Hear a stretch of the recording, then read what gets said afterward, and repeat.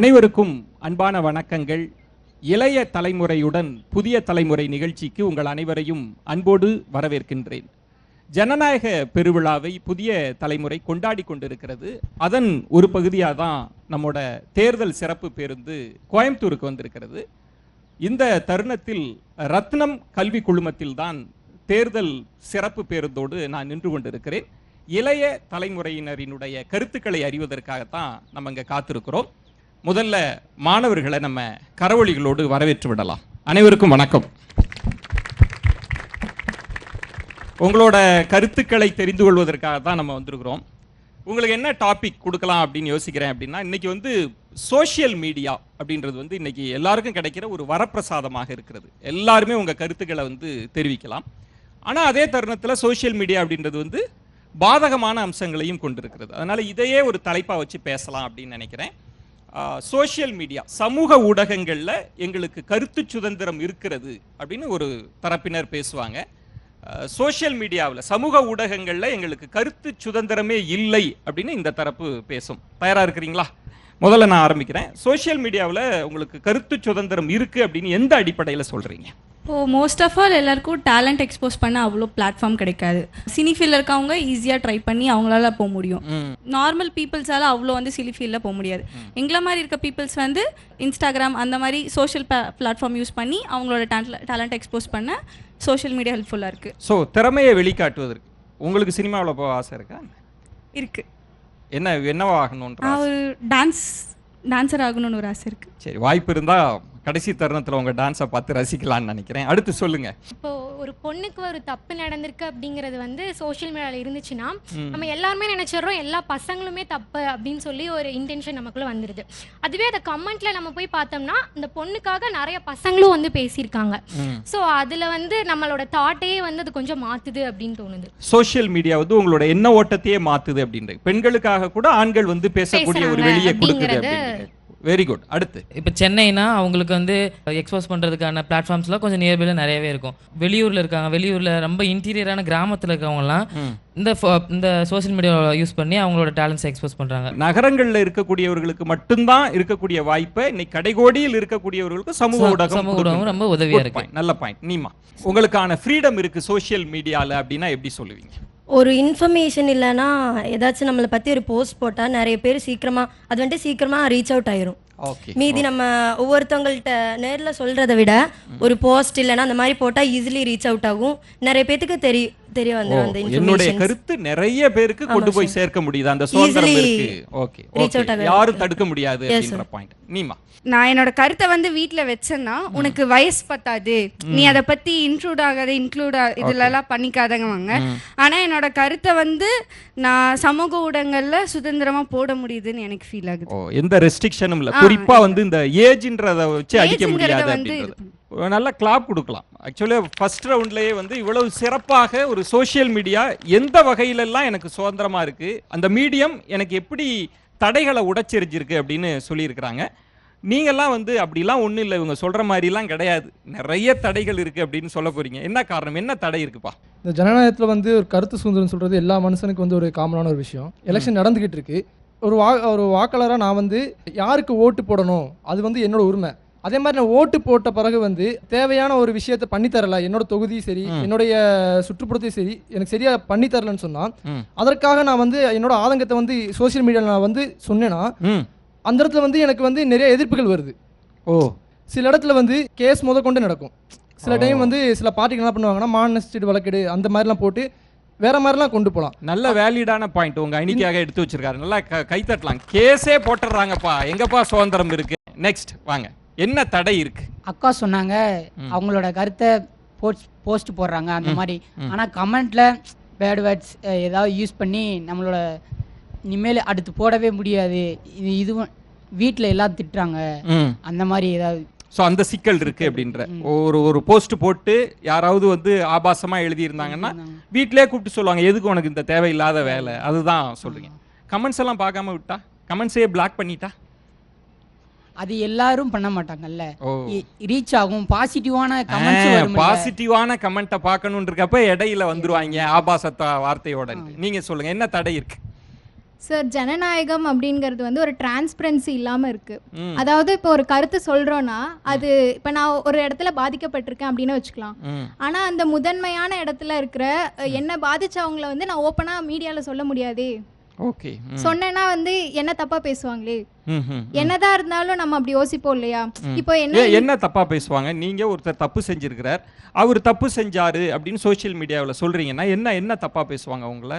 இப்போ என்ன சொல்லுவாங்கன்னா உங்க கருத்து அப்படி இருக்கு, நாங்க அப்படி வந்து பேசல அப்படின்னு சொல்லிட்டு அவங்க பேசுனதே வந்து மாத்தி பேசுற நிலைமைக்கும் வந்து போறோம். இப்போ பெண்கள் அப்படிங்கும்போது நாங்க ஒரு சென்சிட்டிவ் சைடா பார்க்கும்போது நாங்க ரொம்ப அஃபெக்ட் ஆகுறோம் இல்லையா? ஓகே ஓகே, பெண்கள் இதனால வந்து அஃபெக்ட் ஆக வாய்ப்பு இருக்கு அப்படின்னு நல்ல பாயிண்ட். நீமா, முக்கியமா கேர்ள்ஸுக்கு வந்துட்டு இப்போ மார்ஃபிங் அப்படின்ற ஒன்று வந்துருச்சு. ஸோ ஒரு ஒரு ஒரு போட்டோவோ ஒரு வீடியோவோ ஒரு ரீலோ வாட் எவர் நம்ம எது போட்டாலும் மார்ஃபிங் டெக்னாலஜி சமய கைத்தட்டலாம்யா, செம்ம பாயிண்ட் எடுத்து கொடுத்துருக்காங்கயா. மார்ஃபிங் வந்திருக்கு. அதனால நம்மளுக்கு அங்க நம்ம எக்ஸ்போஸ் பண்றது கொஞ்சம் பயமா இருக்கு. ஓகே ஓகே, நெக்ஸ்ட் என்ன தடைகள்லாம் இருக்கு சோஷியல் மீடியா? சார் இப்போ நான் வந்து ஒரு சோஷியல் மீடியா இன்ஃப்ளூயன்சர் ஆகணும்னு ஆசைப்படுறேன். ஒரு கமெண்ட் நான் இல்லை ஒரு விஷயம் ஏதோ ஒன்று நடந்திருக்கு, அதை பற்றி நான் பேச விரும்புகிறேன். அதுக்கு ஒரு சில ரிசோர்ஸஸ் யூஸ் பண்ணணும்னு ஆசைப்படுறேன். மியூசிக்காக இருக்கட்டும், ஒரு வீடியோவாக இருக்கலாம். இப்போ வந்து நான் வந்து ஒரு மியூசிக்கை யூஸ் பண்ணணும்னா காப்பிரைட், எனக்கு வர்ற மானிட்டைசேஷனை தடுத்து வச்சிடறாங்க. அந்த இடத்துல நான் கருத்தை நான் சொல்றேன், ஆனா அதை வந்து எப்படி கொண்டு போனா எல்லாரும் மாதிரி பேசிட்டா. கருத்தை மட்டும் சொல்லல, அடுத்தவனோட படைப்பை திருடுறியே, அதை எப்படி காப்பிரைட் அடிக்காம இருப்பாங்க?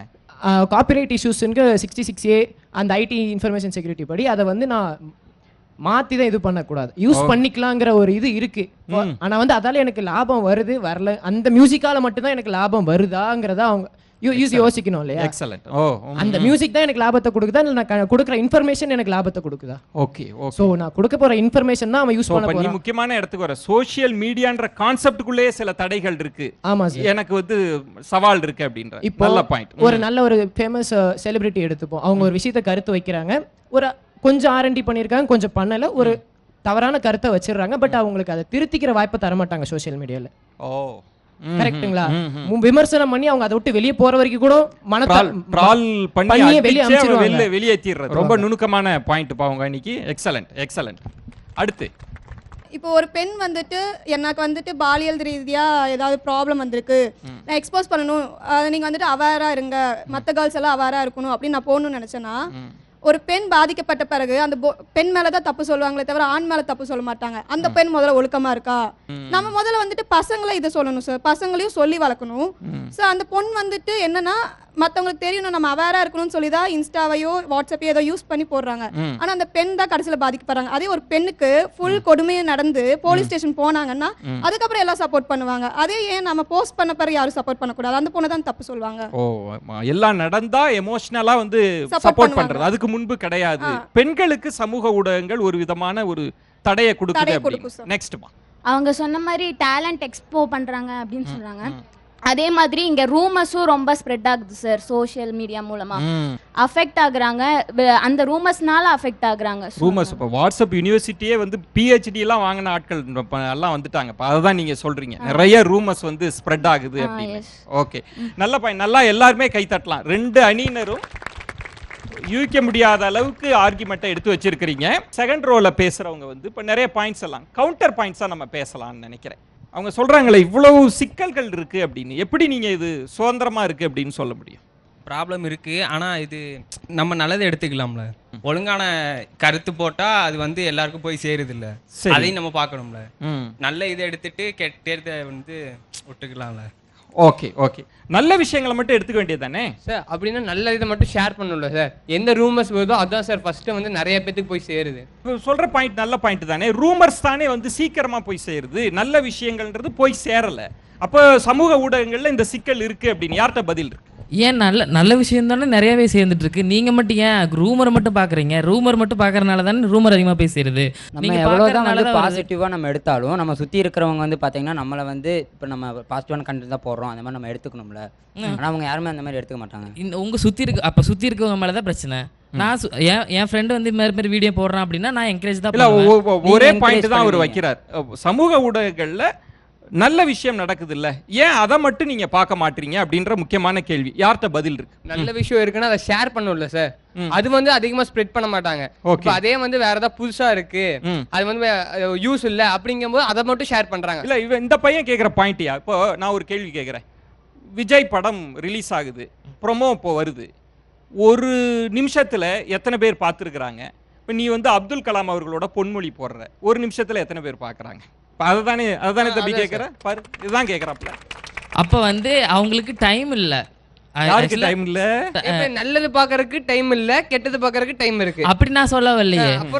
ஐ மீன் உங்களுக்கு என்னன்னா வேலை நேரம் வந்து அதிகமா உங்களுக்கு இருக்கு, எங்களுக்கு நேரம் இல்ல பாக்குறதுக்கு. இல்ல எனக்கு இந்த பையன் கேட்கிற ஒரு முக்கியமான கேள்வி, சோஷியல் மீடியாவில் இருக்கிற பெரிய கிரிட்டிசிசம், இது இன்னும் கூட கொஞ்சம் பிராடரா பார்க்கணும் அப்படின்னா, ரூமர்ஸ் வந்து பயங்கரமா பரவுது, அபியூசிவ். இப்போ அவங்க சொன்ன மாஃபிங் பண்ணி போடுறாங்க, பெரிய சிக்கல் இருக்கு அப்படின்றாங்கல்ல, இதை எப்படி எதிர்கொள்றது? சார் ரூமர்ஸ் மட்டும் இல்லை, இப்போ ஒருத்தவங்களுக்கு ஆக்சிடென்ட் ஆச்சு அப்படின்னா அது ஒரு பிளட் டொனேஷனுக்கு கூட நம்ம ஸ்டேட்டஸ் போட்டு அதுதான் நிறைய, இப்போ நிறைய பேருக்கு கூட பிளட் இல்லாத போது இதுதான் நிறைய, இதுவும் தான் நிறைய ரீச் ஆகுது. நல்ல பாயிண்ட். நீங்க இப்போ ஒருத்தருக்கு ரத்தம் தேவை, உடனடியா உதவி தேவை, ஒருத்தர் கல்வி உதவி தேவை அப்படின்லாம் சொல்றப்ப நீங்க போய் யாரையும் வந்து அக்சஸ் பண்ணணும்லாம் இல்லை, ஒரு போஸ்ட் போடுறோம் உடனடியாக ஹெல்ப் கிடைக்குது அப்படின்ற நல்ல பாயிண்ட் இருக்குல்ல, இதுவும் நடக்கதானே செய்யுது. நீ எப்படி சோஷியல் மீடியாவே அச்சத்தோடு பார்க்க முடியும்? சார் என் ஃப்ரெண்டோட தம்பிக்கு ஆக்சிடென்ட் நடந்தது. நான் என் ஃப்ரெண்ட்ஸ் சர்க்கிளில் ஹெல்ப் கேட்டேன், அவங்க ஹெல்ப் பண்ணாங்க.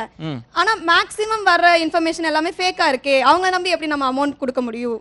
லைக் பிளட் கேட்டா ஓகே நம்ம போய் ஹெல்ப் பண்ணலாம், என் தம்பிக்கு ஆக்சிடென்ட் இப்போ 2000 அனுப்புங்க அப்படின்னு சொல்றவங்க கிட்ட எப்படி நம்ம அனுப்புவோம் சார்? என்னோட ஃப்ரெண்ட்ஸே சில பேர் கேட்டாங்க, அது உண்மையா இல்ல ஃபேக்கா? நல்ல பாயிண்ட், அற்புதமா சொல்லிட்டாங்க. இப்போ என்ன சொல்றாங்கன்னா, நீங்க ஒரு போஸ்ட் போடுறீங்க, ஹெல்ப் எல்லாம் கிடைக்குது, ஆனால் சோஷியல் மீடியாவிலே எத்தனை பேர் ஏமாத்துறாங்க, என் தம்பிக்கு உடம்பு சரியில்லை அவனுக்கு ஹெல்ப் பண்ணுங்க அப்படிலாம் சொல்லி எவ்வளவு நிறைய நீங்களே செய்திகளில் பார்க்குறீங்கல்ல. அப்போ சோஷியல் மீடியான்றது நம்மளால நம்ப முடியல, அதுக்கான ஒரு நம்பி எப்படி போறதுன்ற ஒரு சிக்கல் இருக்குல்ல, அதுக்கு யார் பதில் சொல்லுவீங்க? அவங்க சொல்ல வர்றது என்னன்னா வந்துட்டு நிறைய ஃபேக்கான விஷயம் இருக்கு, அதனால நாங்க நம்ப முடியல அப்படிங்கிறாங்க. ஆனா என்ன பொறுத்த வரைக்கும் நான் என்ன சொல்ல வரேன்னா, பார்க்க வேண்டியது எத்தனை பேர் அந்த சோஷியல் மீடியால அந்த பிளட் வேணும் அப்படின்னு சொல்லி போன எத்தனை பேர் பொழைச்சிருக்காங்கன்னு. இப்பயுமே வந்துட்டு இப்போ காலேஜ்லயும் குரூப்ஸ் இருக்கு, ஸோ பிளட் வேணும்னா வந்துட்டு மெசேஜ் போட்டு இது பண்ணுவாங்க. என்னோட ஃப்ரெண்ட்ஸ் நிறைய பேர் அந்த மெசேஜ் பார்த்துட்டு 7-8 பேர் பிளட் கொடுத்துருக்காங்க. ஓகே, 1-2 ஃபேக்னால 10-15 நல்லதை விட்டுறக்கூடாது. அந்த பொண்ணு சொல்ற பாயிண்ட், ஒரு 10 பேர் ஏமாத்தட்டும், 20 பேர் கூட ஏமாத்தட்டும், ஆனா ஒரே ஒருத்தனுக்கு அந்த சோஷியல் மீடியாவில் நான் போட்ட ஒரு செய்தினால அவன் உயிர் பிழைச்சிருக்கான்ல, ஒரு உயிர் கிடைச்சிருக்குல்ல, நல்ல விஷயம் தானே அப்படின்றாங்க. சார் என்னதான் ஒருத்தர் கிடைச்சிருந்தாலும் அதனால பாதிக்கப்படுறவங்க அதிகமே, நன்மை வந்து கம்மி, அதனால ரூமர்ஸ்னால பாதிக்கப்படுறவங்க அதிகம். இப்போ ஒரு வீடியோ, ஒரு அஃபீஷியல் சேனல்ல ஒரு வீடியோ போடுறாங்கன்னா ஈஸியாக எடிட் பண்ணி மாத்திடுறாங்களே. இப்போ எந்த வீடியோ உங்களுக்கு ஃபர்ஸ்ட் கண்ணில் படுதோ, எடிட் பண்ணது கண்ணில் பட்டா நீங்க எடிட் பண்ணது தான் நம்புவீங்க, அஃபீஷியல் வீடியோ நம்ப மாட்டீங்க. ரூமர்ஸ் தான் அதிகம். நீங்க அஃபீஷியல் வீடியோ ஒரு சேனல்ல போடுவீங்க, அது எல்லா சேனலும் எடுத்து அவங்களுக்கு தேவையான மாதிரி எடிட் பண்ணி அவங்களுக்கு வியூஸ் போகணும்னு மாத்திடுறாங்களே. இப்போ அஃபீஷியல் பேஜையே ஃபேக்கா போடுறாங்க. அந்த மாதிரி இருக்கும்போது ஒரு பிளட்டுக்காக எப்படி நாங்க நம்ப முடியும்? இப்போ இதில் ஒரு முக்கியமான இடம் இருக்கு, எங்களால் நம்ப முடியல ஃபேக்கான நியூஸ் அப்படின்றதை தாண்டி அடுத்த நல்ல விஷயம்னு எதை பார்க்குறீங்க? சார் இப்போ எனக்கு ஒரு தனித்தன்மை இருக்குன்னு வச்சுக்கோங்களேன். இப்போ ஃபர்ஸ்ட் சோஷியல் மீடியா இல்லாதப்போ எனக்கு இல்லை என் ஊருக்காரங்களுக்கு மட்டும் தான் தெரியும். ஏன்னா ஊரில் நம்ம தெரியும், பக்கத்து வீட்டுக்காரங்க தெரியும், நெய்பர்ஸ் தெரியும், அவங்களுக்கும் தெரியும். இப்போ சோஷியல் மீடியா வந்ததுனால நான் ஒரு விஷயம் பண்ணி அது எனக்கு மட்டும் தான் தெரியும், அந்த விஷயம் என்னோட தனித்திறமை.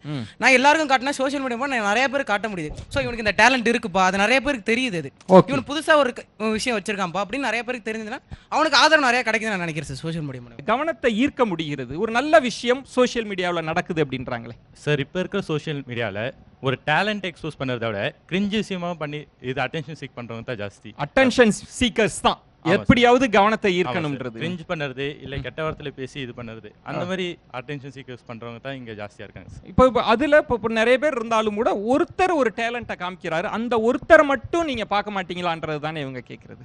இங்கே நிறைய ஆர்டிஸ்ட் இல்லை பேசுகிறவங்க நிறைய பேர் இருக்காங்க, ஆனால் ஜிபி முத்து அந்த மாதிரி இருக்கிறவங்கலாம் சில டைம் பேட் வேர்ட்ஸ் தான் முக்கால்வாசி, மைக் பக்கத்தில் பேட் வேர்ட்ஸ் தான் முக்கால்வாசி யூஸ் பண்ணுறாங்க. ஆனால் அவங்களுக்கு கிடைக்கிற ரெக்கக்னிஷன் வேற யாருக்கும் கிடைக்கும். கரெக்டான பாயிண்ட், நல்ல பாயிண்ட். நீங்க அட்டென்ஷன், அடுத்தவரோட கவனத்தை ஈர்ப்பதற்காக நான் என்ன வேணாலும் பேசுவேன் அப்படின்ற ஒரு இடத்துக்கு வந்துடுறாங்க, அவருக்கு நல்ல ரெகக்னிஷனும் கிடைக்குது அப்படின்ற ஒரு விஷயத்த சொல்றாருல, அது எப்படி பாக்குறீங்க? இப்போ இன்னும் நிறைய இளைஞர்கள் வந்து இன்ஸ்டாவிலையாவது போஸ்ட் போடுறதுக்காக எவ்வளோ ஆபத்தான விஷயங்கள்லாம் பண்ணுறாங்க. பைக் ரேஸ்லாம் எதுக்காக நடக்குது அதுதானே சொல்கிறாங்க. நல்ல விஷயம் இன்ஃப்ளூயன்ஸ் பண்றதை விட கெட்ட விஷயம் நிறைய இன்ஃப்ளூயன்ஸ் பண்ணுது தான், அது அக்செப்ட் தான். பட் ஆனால் நல்ல விஷயமும் அதில் இருக்கு. நிறைய பேர் சோஷியல் மீடியாவை யூஸ் பண்ணி ஏர்னும் பண்றாங்க. அவங்களோட டேலண்ட், அவங்களுக்கு வேற ஏதாவது கிராஃப்ட் ஒர்க் நல்லா இருந்துச்சு அப்படின்னா அதை வந்துட்டு அவங்க எக்ஸ்போஸ் பண்ணி அது மூலியமா அவங்க ஏர்னும் பண்றாங்க. அதுக்கும் சோஷியல் மீடியா வந்துட்டு யூஸ்ஃபுல்லாக தான் இருக்கு. ஸோ இப்போ இவங்க சொல்றது வந்து ஏர்ன் பண்றது, ஒரு சுய தொழில் வாய்ப்பை வந்து கொடுக்குது அப்படின்றாங்க. ஏர்ன் பண்ணலாம், நீ படிச்சுட்டே இருக்கிறப்ப ஏர்ன் பண்ணலாம் அப்படின்னு. பட் இதே வந்து ஃபேக் ப்ரமோஷன்ஸ். இப்போ ஒருத்தர் வந்து என்ன சொல்றாங்கன்னா, எங்க இதில் லாகின் பண்ணுங்க, உங்களுக்கு ஃபர்ஸ்ட் இதில் வந்து இந்த கோர்ஸை ஜாயின் பண்ணுங்க, இந்த கோர்ஸில் வந்து 5000 கட்டினீங்கன்னா உங்களுக்கு வந்து நாங்கள் எப்படி இன்ஸ்டாகிராமில் இன்ஃப்ளூயன்ஸ் பண்ணுறதுன்னு கற்று தரோம். மல்டி லெவல் கேம்லிங் ஸ்டார்ட் பண்ணிடுறாங்க. அது எங்கேயோ பாதிக்கப்பட்ட மாதிரியே இருக்கியா? பெருசா பாதிப்படைஞ்சிருப்பாப்ல இருக்கு. மல்டி லெவல் கேம்லிங் ஸ்டார்ட் பண்றாங்க சார். இப்போ அந்த மாதிரி இருக்கிறவங்கள அது யார் இன்ஃப்ளூயன்ஸ் பண்றா? ஒரு அட்டென்ஷனை சீக் பண்ணி ஒரு பொசிஷனுக்கு வந்து இன்ஃப்ளூயன்ஸ்ல செலிபிரிட்டியா இருக்கிறவங்க தான் அதை இது பண்றாங்க. ரம்மி இன்னும் இது பண்றாங்க, மல்டி லெவல் கேம்பிளிங் இது பண்றாங்க, ஃபேக் ப்ரமோஷன். ஒரு வெப்சைட்டை சும்மா கிரியேட் பண்ணியிருப்பாங்க சார். இந்த இப்போ படிச்சு முடிச்சுட்டு வேலை இல்லாதவங்க இருக்கிறவங்க கொஞ்சம் திறமை இருக்கு, பட் அதை எக்ஸ்போஸ் பண்ண முடியாதவங்க என்ன பண்றாங்க அப்படின்னா ஒரு ஃபேக் சைட்டை கிரியேட் பண்ணி அமௌண்ட்டை கலெக்ட், கிரவுட் ஃபண்டிங் பண்றாங்க sir. Social media crowd funding பண்றாங்க, பட் அதை யூஸ் பண்றது இல்ல. அப்ப எங்க கிட்ட இருந்து புடுங்கி நீங்க என்னத்தை பாத்துட்டீங்க? ஓகே நீங்க திறமை அப்படின்னு சொன்னா அந்த திறமை அவர்களை வைத்துக்கொண்டே என்ன அப்படின்னு தேர்தல் நெருங்கிட்டு இருக்கு, ஒரு ஜனநாயக பெருவிழா. சமூக ஊடகங்கள்ல உங்களுடைய கருத்தை நாட்டு நலன் சார்ந்து சமூக நலன் சார்ந்து உங்களால் பேச முடியுதா? உங்களுக்கு அந்த சுதந்திரம் சோஷியல் மீடியா கொடுத்துருக்கா இல்லையா? அதை பத்தி பேசலாம்னு நினைக்கிறேன். யாராவது பேசலாம். அரசியல் பத்தியான இன்ஃபர்மேஷன் எல்லாமே வந்துட்டு என்னால சோஷியல் மீடியால ஓப்பனா ஃப்ரீடமா என்னால சொல்ல முடியும். அட்லீஸ்ட் என்னால ஒரு அவேர்னஸ் ஆச்சு கிரியேட் பண்ண முடியும். இப்போ நான் ஒரு விஷயத்துல பாதிக்கப்பட்டேனாலோ, ஒரு அரசியல் இதுல வந்து ஒரு ஆட்சியிலயோ ஏதோ ஒரு தேர்தலையோ நான் பாதிக்கப்பட்டேனாலும் என்னால அதுல சொல்ல முடியும். அதே மாதிரி நான் வந்து அதுல பாசிட்டிவ் நான் ஃபீல் பண்ணாலும் என்னால சொல்ல முடியும். இத பார்த்து நிறைய பேருக்கு அவேர்னஸ் கிரியேட் ஆகும். நான் எங்க போகணும், நான் யாரை தேர்ந்தெடுக்கணுங்கிறது. சமூகம் சார்ந்த ஒரு விழிப்புணர்வை என்னால் ஏற்படுத்த முடியும் அப்படின்னு. ஒரு தப்பு நடக்குது, இங்க தப்பு நடந்திருக்கு அப்படின்னு சொல்லலாம், இங்க நல்லது நடந்திருக்கு, இங்க நல்லது நடந்திருக்கு அப்படின்னு சொல்லலாம். இவர் நல்லவர் அப்படின்னு என்னால ஃப்ரீடமா சோஷியல் மீடியாவில் சொல்ல முடியுது. இப்போ வெளியில வந்து எங்கேயாவது சொல்ல முடியுமா? உங்களுக்கு பெரிய நெருக்கடி இருக்கும். சோஷியல் மீடியாவில் என்னால் சொல்ல முடியுது அப்படின்றார். யார்கிட்ட பதில் இருக்கு? சோஷியல் மீடியாவில் இன்ஃப்ளூயன்ஸ் பாலிட்டிஷியன்ஸ் அந்த மாதிரி இன்ஃப்ளூயன்ஸ் பண்ணுறாங்க. அது வந்துட்டு அவங்க நம்ம நல்லா தான் ஷோ ஆஃப் பண்ணிக்கணுங்கிறதுக்காகவே பண்ணுறாங்க. அதோ அவங்க வந்துட்டு நிஜத்தில் பண்ணுறாங்களா நம்ம சொல்ல முடியாதுல்ல. ஸோ சும்மா அந்த ஃபேம்காக அவங்க வந்துட்டு நல்லது பண்ணுறேன் அது எல்லாமே பண்ணுவாங்க. பட் அதை நம்பிட்டு நம்ம அவங்க கரெக்டாக இருக்காங்க நம்ம நம்பிட முடியாதுல்ல. சூப்பர் ஷோ ஆஃப் பண்ணுறதுக்காக நான் வந்து இந்த சமூகத்தில் ரொம்ப ஆர்வமாக இருக்கேன், ஆர்வலராக இருக்கேன் அப்படின்றதுக்காக சோஷியல் மீடியா ஆர்வம் அது மட்டும்தான் சோஷியல் மீடியாவில் காமிக்கிறாங்களே தவிர அதில் உண்மையானது இல்லை அப்படின்னு சொல்கிறாங்க. ஷோ ஆஃப் தான் இருக்குது அப்படின்றாங்க. யார்கிட்ட பதில் இருக்கு? நான் மட்டும் ட்விட்டர் பக்கம் ஆகட்டும், இல்லை ஏகப்பட்ட சோஷியல் மீடியா இருக்குது. இப்போது ஒரு ஆட்சி வருது, அந்த இடத்துல நமக்கு நிறைய பிரச்சனை நடக்குதுன்னா அதை நம்ம ஓப்பனாக அங்கே வந்து பேச முடியும். நமக்காக சப்போர்ட் பண்ணி 4 பேர் அங்கே பேசுவாங்க, இல்லைன்னா அது மூலமாக பாதிக்கப்பட்டவங்களும் நமக்காக பேச வருவாங்க. இப்போ ஃபர்ஸ்ட்ல இருக்கிற சொன்ன ஒரு வேலிடான பாயிண்ட் சொல்லியிருந்தாரு, இந்த மாதிரி கேஸ் போடுறாங்க அப்படின்னா. இப்போ நம்ம சைடு வந்து ப்ரூஃப்னு ஒன்று இருந்துச்சுன்னா அப்போ நம்ம சைடு கேஸ் போட்டாலும் நம்ம பக்கம் தானே சார் எப்படி தீர்ப்பு வந்தாகும். ஏன்னா நம்ம கிட்ட ப்ரூஃப் இருக்கு, அந்த இடத்துல ஒரு பிரச்சனை நடந்திருக்கு, அதுக்கான ப்ரூஃபை நம்ம வச்சிருக்கோம்னா ஏன் நம்ம மேல கேஸ் வருது, ஏன் நம்ம மேல ஒரு அஃபென்ஸ் கிரியேட் ஆகுது? ஆனா அவர் சொல்வது அப்படி ஒரு நெருக்கடி இருக்குல்ல. ஒருத்தர் வந்து மிரட்டுறாரு, ஒருத்தர் வந்து இல்ல நான் கேஸ் போட்டுருவேன்னு சொல்றாரு, வீட்டில் வந்து ஏன்பா இந்த வேலை அப்படின்லாம் கேட்குறப்போ ஒரு விதமான ஒரு தடை, ஒரு நெருக்கடி இருக்கு, ஃப்ரீடம் இல்லை அப்படின்ற பாயிண்ட்டை எப்படி சொல்றீங்க சார்? சுற்றி இருக்கிறவங்க அப்படி சொல்கிறாங்கன்னு பார்த்தா நம்ம சமூகத்தில் வந்து ஒரு கருத்தை வைக்கிறோம்னா கண்டிப்பாக எல்லா சைடு வந்து இப்போ இங்கேன்னு இல்லை சார், சோஷியல் மீடியான்னு இல்லை, இப்போ வெளியே போய் நம்ம ஒரு கருத்தை சொல்கிறோம்னா அங்கேயும் நம்ம அஃபெண்ட் பண்ணுறதுக்கு நிறைய பேர் வருவாங்க. ஸோ இப்போ நம்ம அதுக்கே ரெடியாகி தான் சார் எல்லாமே பண்ணி ஆகணும். எக்ஸலண்ட். அவர் என்ன சொல்றாரு அப்படின்னா, இது என்ன சோஷியல் மீடியாவில் மட்டுமா, நாளைக்கு ஒரு குடும்பத்தில் இருக்கலாம், ஒரு நிறுவனத்தில் இருக்கலாம், ஒரு பொதுவெளியில் இருக்கலாம். அப்படி இருக்கிறப்ப ஒரு தப்பு நடக்குதுன்னா ஏன்பா தப்பு பண்ற அப்படின்னு நான் தட்டி கேட்குறப்ப 4 பேர் வருவான், எதுப்பான், அதுக்காக இருக்க முடியுமா? ஆனால் சோஷியல் மீடியா அது மாதிரி தான் எங்களுக்கு ஸ்பேஸை தருது அப்படின்றார். இப்போ நான் ஒரு நார்மல் பர்சன், சரி, நார்மல் பர்சன் ஒரு கருத்தை சொல்றதுக்கும் ஒரு ஃபேமஸான பர்சன் ஒரு கருத்தை வெளியே சொல்றதுக்கும் டிஃபரன்ஸ் இருக்குன்னு சொல்றேன். ஓகே, இப்போ சாதாரண மனிதன் சொன்னா எதிர்ப்பு இருக்கு அப்படின்னு, எதிர்ப்பு இருக்கு, பிரச்சனை இருக்குன்றீங்க. ஆனா இந்த பையன் என்ன சொல்றாரு அப்படின்னா, எதிர்ப்பு வந்தா நம்மள்ட்ட ஆதாரம் இருந்ததுன்னா பயப்பட தேவையில்ல. ஒண்ணு, நம்ம சொல்ற கருத்துக்காக சமூகம் நமக்கு பக்கபலமா இருக்குன்றார். இந்த பையன் நல்லா தான்ப்பா சொன்னாருன்னு 4 பேர் நம்மள சப்போர்ட் பண்ணுவாங்கன்றாரு. அதுக்கு என்ன பதில்? மேக்ஸிமம் எல்லாருமே யாரும் வந்துட்டு நார்மலா இருக்கவங்கள கவனிக்கிறது இல்லை சார். ஓகே, அவங்க சொன்ன பாயிண்டோட இன்னொரு நீச்சியும் நான் கேட்குறேன். சப்போர்ட் அப்படின்றது என்ன? சோஷியல் மீடியாவில் உங்களுக்கு லைக் போடுறவனோ கமெண்ட் போடுறவனோ நாளைக்கு உங்களுக்கு பிரச்சனை அப்படின்னா உங்கள் வீட்டுக்கு முன்னாடி வந்து நிற்க போகிறது இல்லை. டே மச்சான் ஜெயிலில் பிடிச்சி போட்டாங்கப்பா அப்படின்னா லைக் போட்டுட்டு போயிடுவான், இல்லை டிஸ்லைக் போட்டு போயிடுவான்ல. அங்கே என்ன இருக்குது அப்படின்னு கேட்குறாரு. சரி, நம்ம ஆல்ரெடி ஒரு ப்ராப்ளம் எல்லாருமே ஓவரால் தமிழ்நாடு ஃபேஸ் பண்ணியிருக்கோம். ஜல்லிக்கட்டுன்னு ஒரு ப்ராப்ளம் வந்தப்போ சோஷியல் மீடியா கனெக்ட் பண்ணி தான் எல்லாரையும் காண்டாக்ட் பண்ணி அப்படி தான் நம்ம எல்லாம் ஜல்லிக்கட்டு பிடிச்சிட்டாங்க பாயிண்ட்டை. இப்போ அதை பேஸ் பண்ணி கூட நம்ம சொல்லலாம், நம்ம ஃப்ரீடமாக நம்மளோட இது போடுறோம், நமக்கு சோஷியல் மீடியாவில் சப்போர்ட் கிடைக்குதுன்னா கண்டிப்பாக கிடைக்குது. அஃபென்ஸ் இருந்தாலும் ஒரு பக்கம் சப்போர்ட்ன்றது நம்ம ஓவராலாக செம பாயிண்ட். இப்போ ஜல்லிக்கட்டு விஷயம் நடந்தது இல்லை, சோஷியல் மீடியா தானே ஒரு பெரிய மூமெண்ட். தமிழகம் எங்கும் ஒரு எழுச்சி இருந்தது இல்லை, அது எப்படி நடந்தது?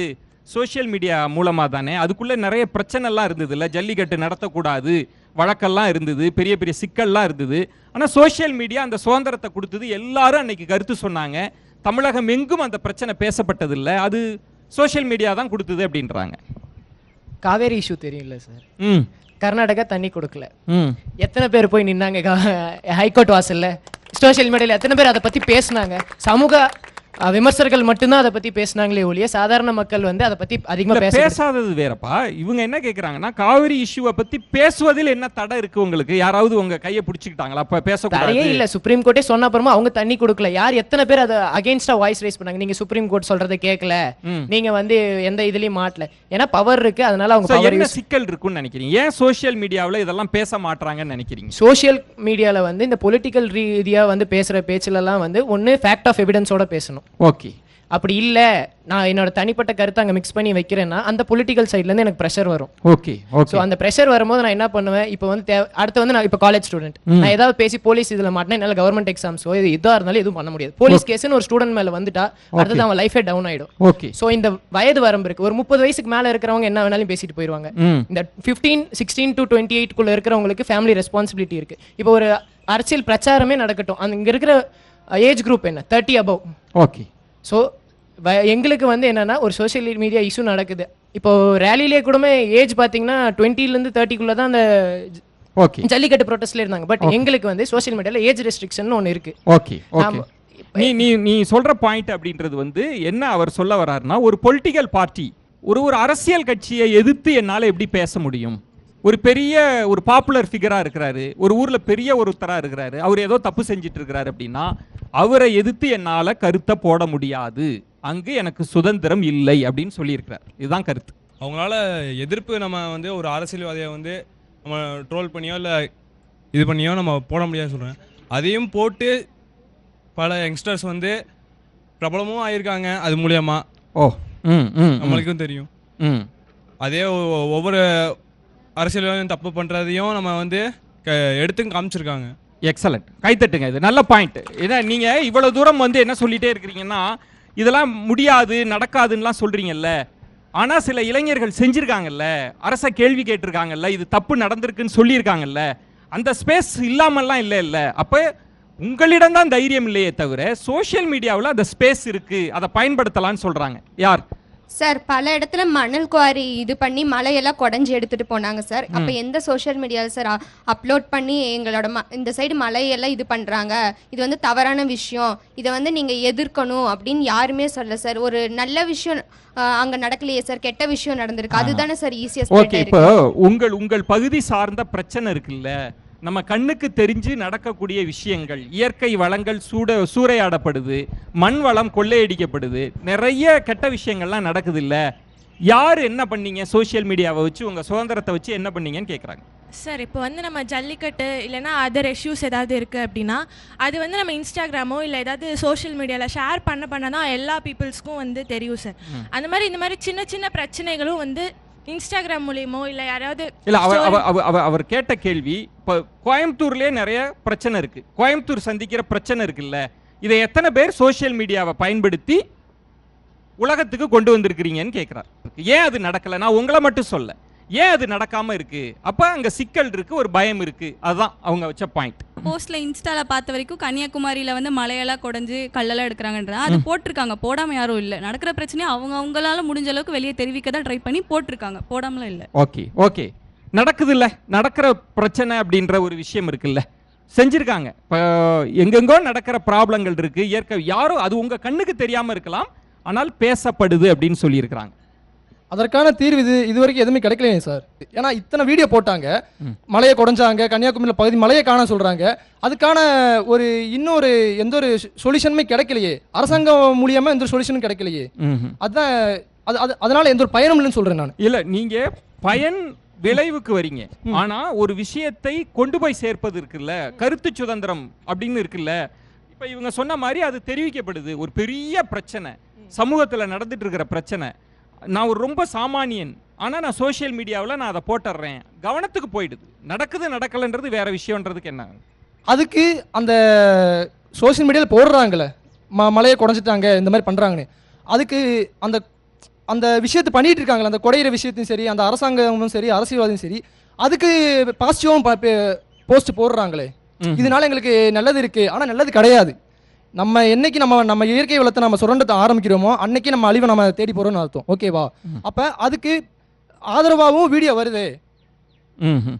நீ சொல்வது வந்து ஒரு தவறு செய்யறாங்க, அதை நியாயப்படுத்துற வீடியோஸும் போட்டுட்டு இருக்காங்க சோஷியல் மீடியா. அதுக்கு சப்போர்ட் பண்றதுக்கு ஆள் இருக்கு. அது எப்படி கரெக்ட் ஆகும் சார்? இப்போ அவங்க சொன்னாங்க இந்த மாதிரி சொல்யூஷன்ஸ் எல்லாம் கிடைக்கிறது இல்லைன்னு.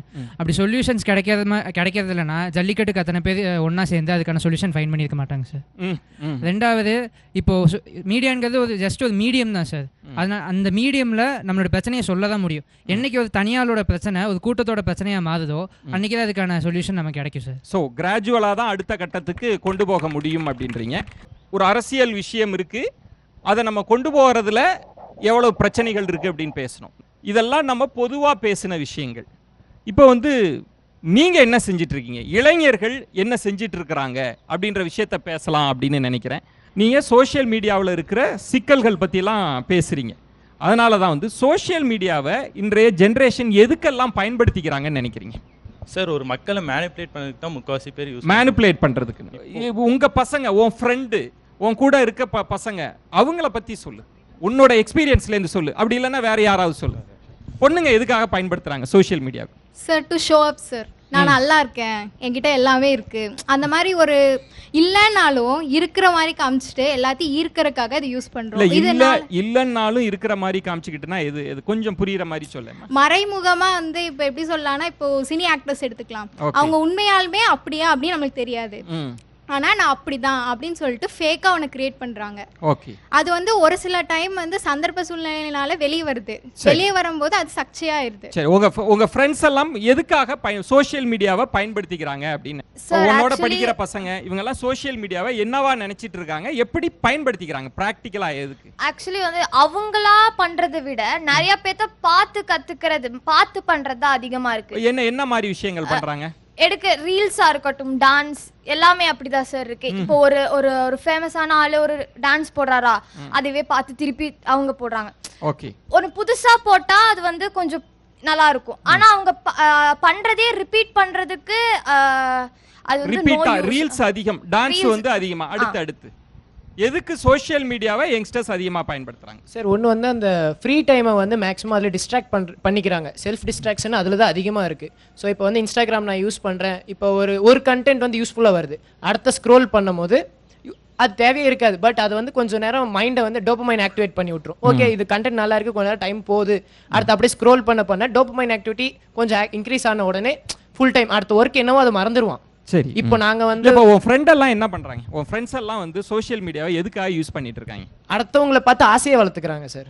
ஃபர்ஸ்ட் திங், இப்போ வந்து அவன் வந்து இன்னொருத்த வந்து ஷூ வாங்கிட்டான், ஓகே, போஸ்ட் பண்ணியிருக்கான், எனக்குன்னு அதை வாங்கணும், பட் அவனுக்கு அது தேவை இருக்காது. ஷூ வாங்குறதெல்லாம் போஸ்ட் பண்றாங்க சார். ஷூல இருந்து போடுற ஷர்ட், கண்மை எல்லாமே போஸ்ட் பண்றாங்க. ஓ, அத சோஷியல் மீடியா இன்ஃப்ளூயன்ஸ் அதான் சார் பண்றாங்க. ஷூ வாங்குனத போட்டு என்ன எழுதுவாங்க, என்னன்னு போடுவாங்க? அது என்ன? நியூ டாய், பைக் வாங்கினா போடுவாங்க நியூ டாய்னு போடுவாங்க, நியூ குடின்னு போடுவாங்க. ஸோ அதெல்லாம் இருக்கு சார். இப்போ வந்து அவங்க அடுத்தவங்களை இப்போ வந்து சோஷியல் மீடியா ஸ்னாப் சாட்டா இருக்கட்டும், இன்ஸ்டாகிராம் ஸ்டோரி, வாட்ஸ்அப் ஸ்டோரியா இருக்கட்டும், நான் என்ன பண்றேன்னு அடுத்தவங்க காட்டிக்கிறேன். இங்க நாம என்ன பண்ணணும், அவனை பார்த்து நான் என்ன பண்றோன்ற திங்கிங் எனக்கு இருக்கணும். அது இல்லைன்னா அவன் பண்றான் நானும் பண்ணணும். ஓகே, சோ அவனுக்கு ஒரு திறமை இருக்கு, அதை அவன் போஸ்ட் பண்றான், நான் அதை பார்த்து என்ன பண்ண போறேன்? ஷோ ஆஃப் அதிகமா இருக்கு. ஏதாவது ஒரு விஷயம் வாங்கினா கூட அதை போடுறது. சரி, இப்போ வந்து என்ன சொல்றேன்னா, இந்த பணக்காரனா இருக்கிறவனை விட பணக்கார மாதிரி நடிக்கிறவன் தான் தன்னை வெளியே காமிச்சுக்குவான். ஓகே, சோ அந்த மாதிரி தான் சோஷியல் மீடியா மாறிட்டு இருக்கு. அதுல என்ன தப்பு இருக்கு? ஒருத்தன் வந்து நிஜத்துல வந்து ஏழையா இருக்கிறான், அவனுக்குன்னு ஒரு உலகம் தேவைப்படுது.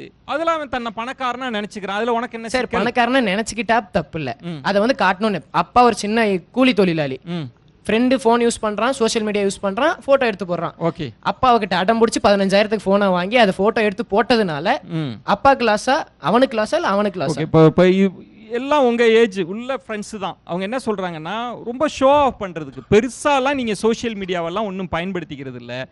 டான்ஸ் ஆடுறதா இருக்கட்டும், சின்ன பொருள் வாங்குறதா இருக்கட்டும், நான் சாப்பிட்டது சாப்பாடெல்லாம் சில பேர் காமிப்பாங்க, இன்றைக்கி இதுதான் டின்னர் அப்படின்னு. இதுக்கு தான் சோஷியல் மீடியாவை யங்ஸ்டர்ஸ் பயன்படுத்திக்கிறாங்க அப்படின்றது தான் பாயிண்ட். ப்ராக்டிக்கலாக நீங்கள் என்ன செய்கிறீங்கன்றதை சொல்கிறாங்க. யார்கிட்ட பதில் இருக்கு சார்? கண்டிப்பாக பயன் இருக்கு சார். ஏன்னா டிஸ்ட்ராக்ஷன்ஸ்க்கு மட்டும் இல்லை. இப்போ நான் ஒரு பிஸ்னஸ் பண்ணுறேன், அது வந்து இப்போது நான் அட்வர்டைஸ் பண்ணணும்னா அது ஒரு பெரிய செலிபிரிட்டினால பண்ணணும், இல்லை ஃபேமான இருக்கவங்க அவங்க மூலியமாக தான் பண்ண முடியும் ஃபஸ்ட்டு. இப்போ சோஷியல் மீடியாவில் நான் இருக்கேன்னா நானே பிராண்ட் பண்ணிக்க முடியும்.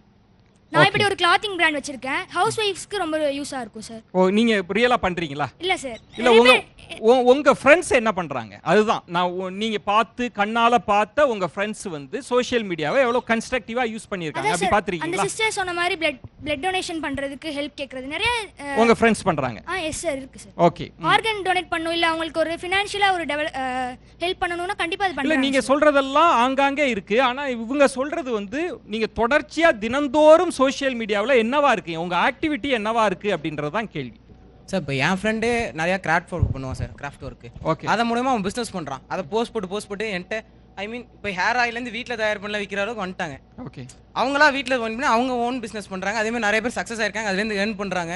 அவங்களுக்கு தெரிஞ்ச ஒர்க்கை பண்ணி அவங்க மூலயமா அந்த ஸ்டோரியில் ஆட் பண்ணி அதை நிறைய பேர் பார்த்து நல்லா இருக்குமான்னு வாங்கி டெஸ்ட் பண்ணி அதை ரிவ்யூ போட்டு அந்த ரிவ்யூவை காமிச்சு நிறைய பண்ணுறாங்களே, அவங்க ஏர்ன் பண்ணிட்டு. நான் இன்னொரு முக்கியமானது, யாராவது பதில் சொல்லுங்க.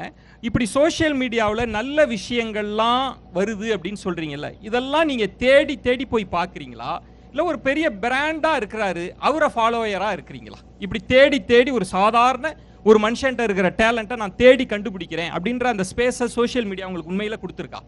சார் கண்டிப்பாக சார். ஏன்னா இப்போ வந்து அவங்களோட டேலண்ட் வந்து இப்போ நமக்கு வந்து இப்போ என்னோட டேலண்ட் வந்து நான் ஒரு சின்ன ஒரு இது மேலே நான் வெளிப்படுத்துகிறேன். ஆனால் அவங்க வந்து ஒரு செலிபிரிட்டியாக இருந்து அவங்க வெளிப்படுத்துகிறாங்க அப்படின்னா அவங்க எனக்கு ஒரு இன்ஃப்ளூயன்சராக இருக்காங்க. ஸோ எனக்கு தூண்டுறாங்க, ஓகே நீ இன்னும் நல்லா பண்ணு. நான் கேட்பது வந்து சோஷியல் மீடியான்றது ஒரு பெரிய சமுத்திரம். நீங்க பார்க்குற நிறைய விஷயங்கள் அதனோட லிங்க் எல்லாம் வந்துட்டு இருக்குல்ல, உண்மையில நீங்க தேடி போறீங்களா? ஆமா சார், கண்டிப்பா. இல்ல உங்கள் பார்வைக்கு வரக்கூடிய விஷயங்களை மட்டுமே ஃபாலோ பண்றீங்க? கண்டிப்பா. எனக்கு நல்ல விஷயங்களை தேடுறீங்க. நல்ல விஷயம், எனக்கு தேவையான விஷயத்தை தேடுறதுனால தான் எனக்கு அது கிடைக்குது. ஓகே, சோஷியல் மீடியாவில் இருக்கிற விஷயம் நீங்க சொன்னீங்கல்ல, இப்போ இவங்க எல்லாருமே வந்து நாங்கள் நல்ல விஷயத்தை தேடி போய் பார்ப்போம், எங்களுக்கு ஏதாவது ஒன்று தேவை அப்படின்னா சோஷியல் மீடியாவில் தேடி போய் நல்ல விஷயத்தை கண்டடைகிறோம் அப்படின்னு உங்கள் ஃப்ரெண்ட்ஸு தான் சொல்லியிருக்காங்க. உண்மையில் அவங்க அப்படி இருக்காங்களா, அப்படிலாம் இல்லையா? ஸோ மெயினாக அவங்க வந்து நல்ல விஷயத்தை செய்கிறாங்களா இல்லையோ, ஃபாலோவர்ஸ் மெயினாக வேணுங்கிறதுக்காகவே இன்ஸ்டாகிராமில் நிறைய ஸ்டோரிஸ் போஸ்ட் எல்லாம் போட்டு ஃபேமஸ் ஆகணும்னு தான் நினைக்கிறாங்க. ஃபேமஸ் தான். ஆமாம் சார், மெயினாக அதுதான் பார்க்குறாங்க. இப்போ ஒரு நிறைய ஃபாலோயர்ஸ் வரணும்னா என்னென்னலாம் செஞ்சால் ஃபாலோயர்ஸ் வருவாங்க? அவங்க வந்து போய் வந்து புவர் பீப்புளுக்கு மெயினாக ஃபுட்டு கொடுத்தா நம்ம ஃபேமஸ் ஆகுவோம், அது நினைச்சே அவங்க வந்து நிறைய அந்த மாதிரி பண்ணுவாங்க. போய் ஒரு வயசான அந்த மாதிரி நிறைய நீங்க அது கெட்டது நினைக்கிறீங்க, நாங்க அது நல்லது பண்றோம். அது ஃபேமஸ் ஆகணும்க்கு வேண்டி அந்த மாதிரி நிறைய விஷயம் ஃபேமஸ் நீங்க அதுல ஃபேமஸ் ஆட் பண்ணாதீங்க, அது ஃபேமஸ்ன்றதே கிடையாது. இல்ல அவர் என்ன சொல்றாருன்னா, நீ ஒரு ஃபுட்டை போய் கொடுக்கறது பத்தி பிரச்சனை கிடையாது, ஆனா அதுக்கு பின்னாடி ஒரு மியூசிக்கை போடுறீங்க அப்படின்னு ஒரு மியூசிக்கை போட்டு அப்போ எதுக்கு? இது எல்லாமே ஃபாலோவர்ஸை இன்க்ரீஸ் பண்றதுக்கு தான் அப்படின்றது. ஃபாலோவர்ஸ்னா அப்ப அவங்க என்ன சொல்றது சார், அவங்க வந்து பண்றதை வந்து வெளிக்காட்டுறாங்க அப்படின்னா மற்றவங்களும் பண்ணட்டும் அப்படின்றதுனால தான். இப்போ எங்களால முடியுது அப்படின்னு எங்களால கொஞ்சமா தான் முடியுது செய்ய முடியுது. இன்னொருத்தவங்க பார்த்தாங்க அப்படின்னா சரி ஓகே, அவங்க வந்து எங்க கூட சேர்ந்து பண்றதுனால இன்னொரு மக்கள் நிறைய பயனடைவாங்கல்ல. ஸோ அதுக்காக ஒன்று நாங்கள் யூஸ் பண்றோம்ல. நீங்க அது வந்து கெட்டதே ஓகே நீங்க நினைக்கிறீங்க ஃபாலோவர்ஸ். நிறைய விஷயங்கள் பேசிட்டோம். இப்போ தேர்தலும் நெருங்கி வர்றதுனால அதை கனெக்ட் பண்ணுற மாதிரி ஒரு செக்மெண்ட் வைக்கலாம் அப்படின்னு. உங்களுடைய பர்சனல் ஒப்பீனியன் என்ன, உங்களுடைய கருத்து? இங்கே ஒரு ஓட்டெடுப்பு மாதிரி உங்கள் கையில் எல்லாம் பிளக்கார்ட்ஸ் கொடுக்க போகிறோம். அந்த கேள்விகளுக்கு உங்களுடைய கருத்துக்களை தெரிஞ்சுக்கலான்னு நினைக்கிறேன். கொண்டாங்க, எல்லாம் பார்த்துங்க. ஆம்னு இருக்கும், இல்லைன்னு இருக்கும். நான் கேட்குற கேள்விக்கு நீங்கள் என்ன நினைக்கிறீங்க? இப்போ வந்து நான் ஜென்ரலாக நீங்கள் இப்போ அணியாக பிரிஞ்சு பேசுனீங்க. இப்போ ஒட்டுமொத்த இளைஞர்களுடைய கருத்தை இந்த நிகழ்ச்சி மூலமாக நான் தெரிஞ்சுக்க விரும்புகிறேன். ஜென்யூனான பதில் சொல்லணும். நீ ஆண் பெண் அப்படிலாம் நினச்சிட்டு சொல்ல வேண்டாம். உண்மையில் நீங்கள் என்ன நினைக்கிறீங்கன்றத நம்ம இந்த நிகழ்ச்சி மூலமாக எல்லாருக்கும் கொண்டு போய் சேர்க்கணும்னு விரும்புகிறோம்.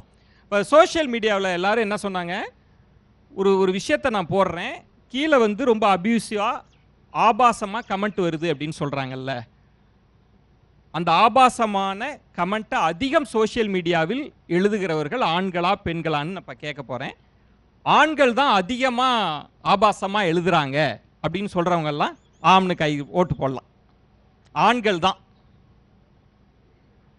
அடா பாவிகளா, நான் கூட நினச்சேன் இதை வச்சு ஒரு பெரிய டிபேட்டை பண்ணலான்னு. ஆண்கள் தான் அதிகமாக ஆபாசமாக கமெண்ட் போடுறாங்க அப்படின்னு. யாரோ ஒரு 4 பேர் கொஞ்சம் நல்லா காமிங்க, ஏந்திரிங்கப்பா, இல்லைன்னு சொன்னவங்கலாம் ஏந்திரிங்க, அந்த உங்கள் திருமுகத்தை காமிச்சிருங்க. இவங்கெல்லாம் தான். அந்த பொண்ணு சொல்லியிருக்காங்க ஆண்கள் மட்டும் அப்படி போடுறது இல்லைன்றது உங்கள் கருத்தாக இருக்குது. சரி, ஓகே, உக்காருங்க.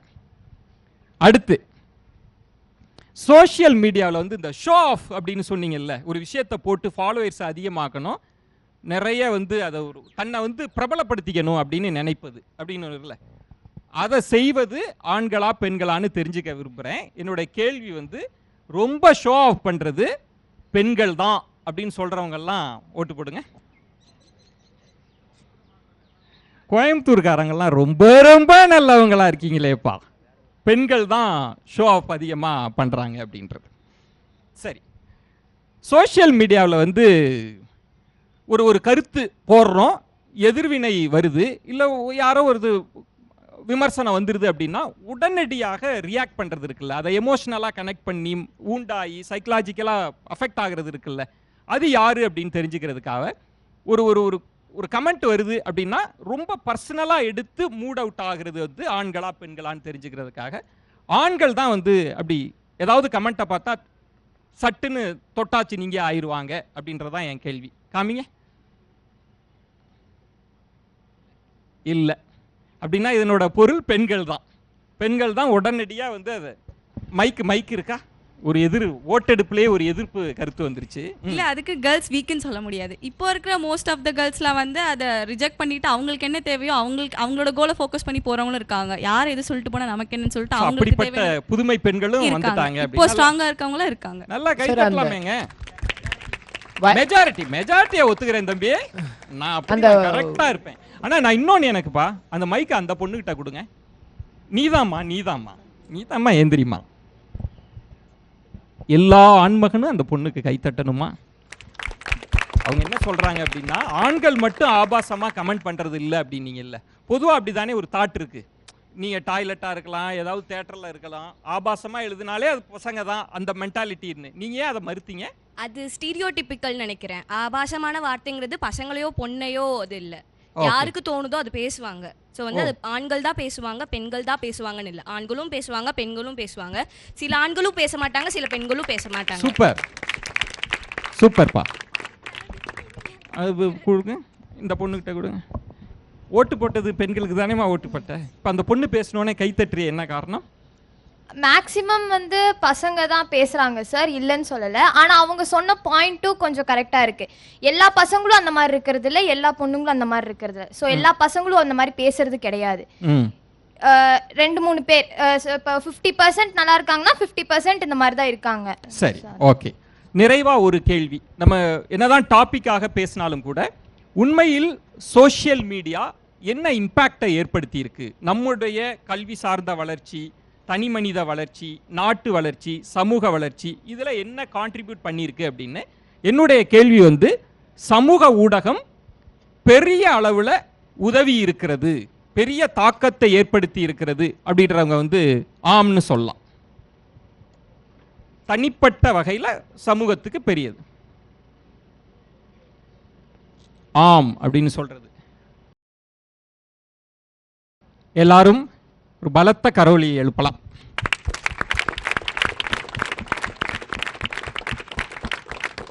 ஆக்சுவலாக இந்த நிகழ்ச்சியினுடைய நோக்கம் என்ன அப்படின்னா, இளைஞர்களினுடைய கருத்துக்கள், உங்களுடைய எண்ண ஓட்டத்திற்கு காது கொடுக்கணும், இந்த சமூகம் காது கொடுக்கணும் அப்படின்றப்ப உங்களுடைய வாழ்க்கையினுடைய முக்கியமான அங்கமாக இருக்கிற சோஷியல் மீடியாவை பற்றி என்ன நினைக்கிறீங்க அப்படின்றத நம்ம தெரிஞ்சிட்டோம். 2 சைடுமே ரொம்ப பிரமாதமாக பேசுனீங்க. அதுக்கே நல்ல பலத்த கரவொலிகள் கொடுக்கலாம்.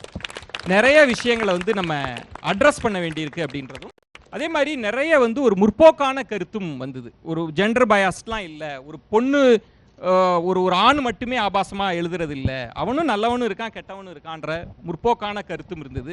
இந்த சோஷியல் மீடியாவில் இருக்கிற பாதகமான அம்சங்கள் அப்படின்லாம் பட்டியலிட்டீங்க. நிச்சயம் இதெல்லாம் களையப்படணும் அப்படின்றத வந்து நான் வலியுறுத்துறேன். அதுக்காகவே உங்களுக்கு சிறப்பு கைத்தட்டல் கொடுக்கணும் அப்படின்னு சொல்கிறேன். அதே மாதிரி நீங்களுமே வந்து சோஷியல் மீடியாவில் இருக்கிற பாசிட்டிவான விஷயத்த சொல்லியிருக்கிறீங்க. நிச்சயம் இதை நிறைய இளைய சமூகங்கள் இதை வந்து இந்த பாசிட்டிவான விஷயத்தெல்லாம் வச்சு இன்னும் அடுத்த கட்டத்திற்கு போகணும் அப்படின்னு இந்த நிகழ்ச்சி சார்பாக வாழ்த்துக்களை தெரிவிச்சுக்கிறோம். உங்களுக்கும் பலத்த கரவொலிகள். என்ன நேயர்களே, இளைஞர்களினுடைய எண்ண ஓட்டத்தை இந்த நிகழ்ச்சியின் மூலமாக அறிந்திருக்கிறோம். இதுபோன்றுதான் சிறப்பு தேர்தல் பேருந்து மூலமாக தமிழகமெங்கும் இருக்கக்கூடிய இளைஞர்களின் மனங்களை தேடி நாங்கள் பயணித்து கொண்டே இருக்கிறோம். அடுத்த நிகழ்வில் உங்களை சந்திக்கிறேன். அதுவரை உங்களிடமிருந்து விடைபெறுகிறேன். நன்றி, வணக்கம்.